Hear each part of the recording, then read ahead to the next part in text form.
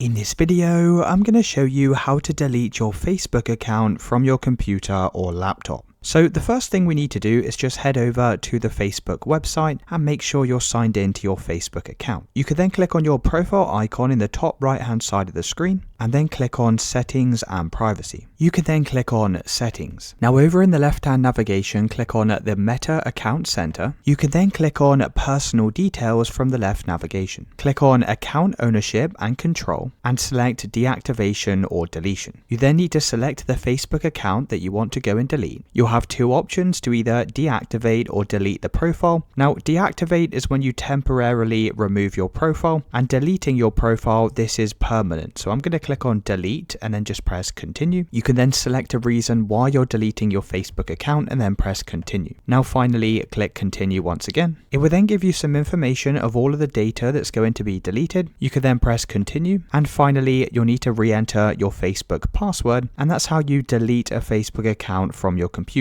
Let me know in the comments if you found this video helpful.